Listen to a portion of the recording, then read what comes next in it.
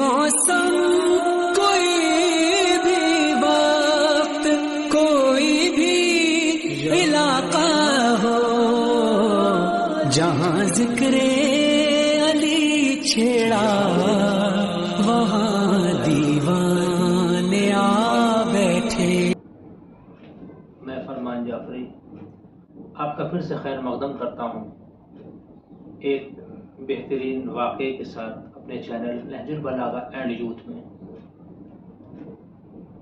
آج جو میرا موضوع ہے جس پہ ہمیں گفتگو کرنی ہے، وہ موضوع بہت اپنے آپ میں بہت وسیع ہے، لیکن عام زندگی سے اتنا زیادہ جڑا ہوا ہے کہ جس کو ہم اور آپ روزمرہ محسوس کرتے ہیں، جس کے لیے بعض مقامات پر قرآن مجید میں معصومین کے ذریعے ہمیشہ اس بات کی تائید کی گئی ہے کہ آپ اپنی زندگی میں اپنے رزق کے لیے اپنے پروردگار پہ بھروسہ رکھیں، اور آپ کا رزق آپ کو اس طرح سے ڈھونڈتا ہے جس طرح سے موت آپ کا پیچھا کر رہی ہے۔ یہ قول میرا نہیں بلکہ ہمارے اور آپ کے امام علی ابن ابی طالب علیہ السلام کا، جو اہل تشیع میں پہلا امام ہے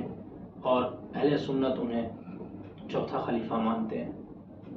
یہاں پہ صرف اس بات کو عرض کرنا ضروری ہے کہ وہ رزق جس کے لیے ہم اور آپ دن رات محنت کرتے ہیں اور دن رات اپنے آپ کو اپنی زندگی کے ہر پل کو جھونک دیتے ہیں اس لیے کہ ہم کو وہ رزق عطا ہو، وہ ہمارے پاس آئے، کہ جس کا وعدہ ہمارے پروردگار نے ہم سے کیا ہے اپنی کتاب قرآن مجید میں۔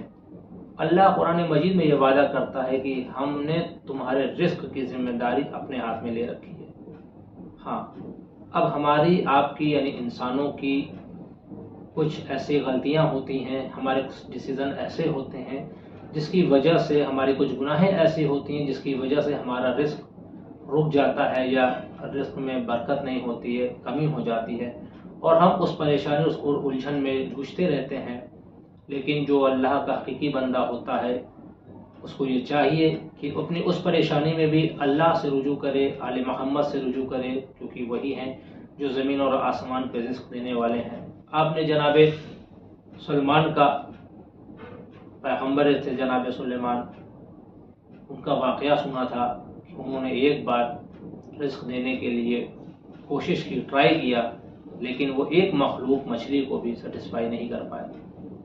آئیے آپ کو میں ایک اور واقعہ سناتا ہوں، آپ کے پیش نظر کرتا ہوں کہ جس واقعے کے اندر آپ کو رزق اللہ کہاں تک پہنچاتا ہے، کہاں تک دیتا ہے، اس سے آپ کے ایمان میں تقویت پہنچے گی اور آپ یقیناً اس بات کے لیے اپنے ارادے کو محکم کریں گے کہ رزق اللہ کے ہی ہاتھ میں ہے۔ لیکن پھر میں کہتا چلوں کہ رزق اللہ کے ہاتھ میں ہے، لیکن تدبیریں کرنا ہمارے ہاتھ میں ہے۔ اگر ہم اپنا قدم ہی نہ بڑھائیں گے، اگر ہم اپنے گھر سے باہر نہیں نکلیں گے اور ہم جس رزق کی تلاش میں ہیں اس رزق کے لیے ہم کوشش نہیں کریں گے، ہماری وہ ایلیجیبلٹی نہیں ہوگی، ہمارا وہ ٹیلنٹ نہیں ہوگا، ہمارا وہ اسکل نہیں ہوگا، تو ہمیں ایسا نہیں کہ بھوکا سونا پڑے گا۔ کھلانے والا تو اللہ کھلائے گا، لیکن ہم وہ جو رزق چاہتے ہیں، جو ہماری ایکسپیکٹیشن ہے اپنے آپ سے اور سماج سے، اور جو سماج کی ہم سے ایکسپیکٹیشن ہے، اس کو ہم کبھی پورا نہیں کر پائیں گے۔ تو ضروری ہے کہ اپنے آپ کو علم کے مرحلے میں داخل کریں، اپنے آپ کو اس طرح سے سنواریں کہ آپ جس رزق کے پیچھے بھاگ رہے ہیں وہ رزق آپ کے پیچھے بھاگے۔ اور چونکہ مولا علی کا قول ہے اس لیے اس میں شک و شبہ کی کوئی گنجائش بھی نہیں ہے۔ آئیے آپ کو ایک واقعے کی طرف لے چلتا ہوں۔ ایک موقع وہ کہ جب جناب موسیٰ علیہ السلام کی روح قبض کرنے کے لیے اللہ نے ملک الموت اور جناب جبریل کو بھیجا۔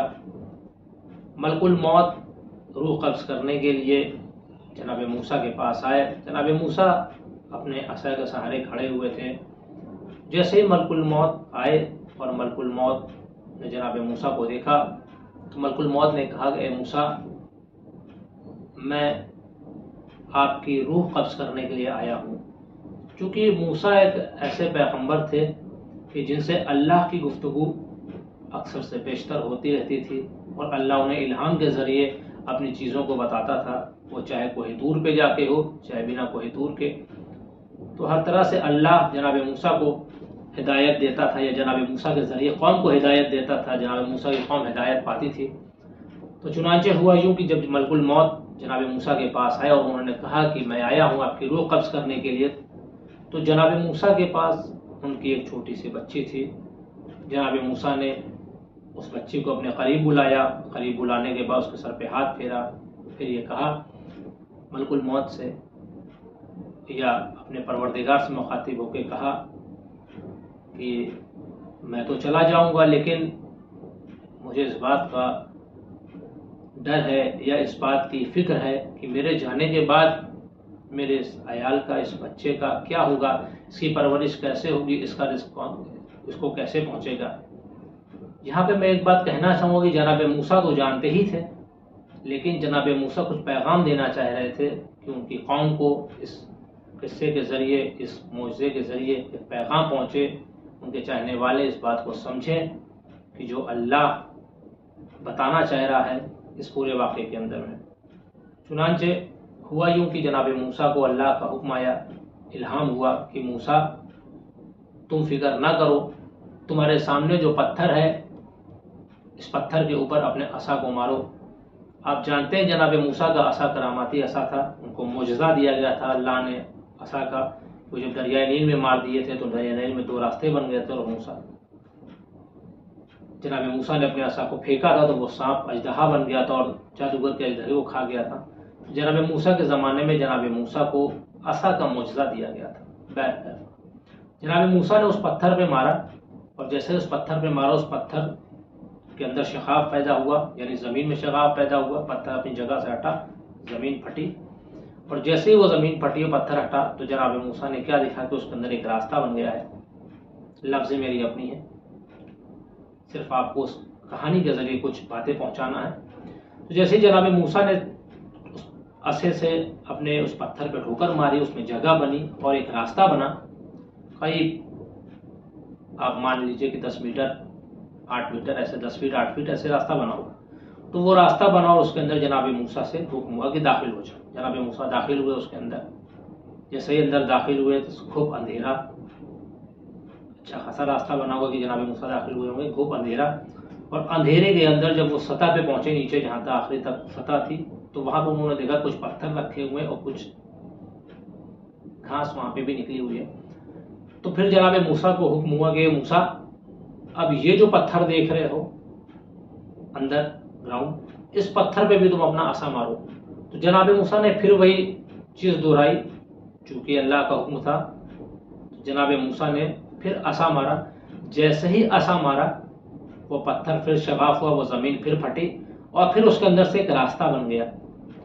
جیسے اس کے اندر سے راستہ بنا، جناب موسیٰ داخل ہوئے اس راستے کے ذریعے. اور اب بعض روایتیں بتاتی ہیں کہ 20 فٹ یا 10 فٹ کا اور راستہ تھا.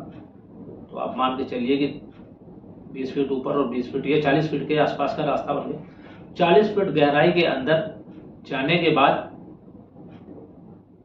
جناب موسیٰ نے دیکھا پھر کچھ پتھر ہیں. پھر اللہ کو ہوا کہ موسیٰ اب اس پتھر کو بھی ہٹاؤ. جناب موسیٰ نے اس پتھر کو اپنے عصے کے ذریعے سے ہٹایا. تو کہا اللہ نے کہ موسیٰ کیا دیکھتے ہو؟ جناب موسیٰ نے فرمایا کہ پروردگار میں دیکھتا ہوں کہ ایک چھوٹا سا کیڑا ہے. کہا موسیٰ ذرا غور سے دیکھو. وہاں پہ کچھ ہری گھاس بھی تھی. جناب موسیٰ نے جب غور سے دیکھا تو کیا دیکھا کہ اس کیڑے کے منہ کے اندر کچھ پھنسا ہوا ہے.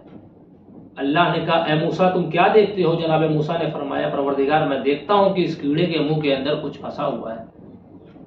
اللہ نے کہا اے موسیٰ یہ اس کیڑے کا رزق ہے جو تم اس کے منہ میں دیکھ رہے ہو. تو کیا تم اس بات میں گمان رکھتے ہو کہ جو اللہ 40 فٹ کے اندر ایک پتھر کے اندر چھوٹے سے کیڑے پائے جانے والے کیڑے کے منہ کے اندر ایک رزق دے سکتا ہے، تو وہ کیا تمہارے اہل و عیال کو تمہارے جانے کے بعد نہیں پال سکتا ہے؟ عزیزان من، یہ قصہ بس یہیں تک تھا، اور اس قصے سے صرف ایک عبرت حاصل ہوتی ہے، وہ یہ کہ وہ اللہ جب رزق دینے پہ آ جاتا ہے تو 40 فٹ زمین کے اندر پر موجود چھوٹے سے کیڑے کے منہ میں بھی رزق دے دیتا ہے. لیکن ہماری اور آپ کے کچھ ایسے گناہ ہیں، کچھ ایسی غلطیاں، کچھ ایسے ڈیسیزن ہوتے ہیں جن کی وجہ سے ہمارا رزق تنگ ہو جاتا ہے. تو اللہ پہ یقین کریں، توکلت علی اللہ، اور اپنی زندگی اور اپنے دن کا شروعات اللہ کے نام سے اور اہل بیت کے نام سے کریں، یقیناً آپ کو رزق ملے گا۔ اور جاتے جاتے میں رزق کے لیے آپ کو ایک دعا بتاتے چلتا ہوں جس کا میں بھی عمل کرتا ہوں، وہ یہ کہ آپ اپنے رزق کی کشادگی کے لیے کچھ نہ کریں، بہت بڑی دعا نہیں، صرف جب مغرب عشاء کی نماز آپ پڑھ لیں تو نماز مغرب کے بعد یا نماز عشاء کے بعد آپ 40 دن تک یہ نیت کریں کہ پروردگار مجھے بہترین روزی عطا کر، اور 40 دن تک ایک تسبیح صلوات کی پڑھیں۔ چونکہ یہ صدقہ جاریہ ہے اس لیے میں نے یہ بات آپ تک پہنچائی، اور آپ بھی اپنے جاننے والوں میں، اپنے دوستوں میں جو آل محمد اور اللہ پہ ایمان رکھتے ہوں، جو نماز کے پابند ہوں، ان کو یہ ضرور بتائیے کہ اس طرح سے اپنے رزق کی بڑھوتری کے لیے ضرور سے پڑھیں۔ والسلام ورحمۃ اللہ وبرکاتہ۔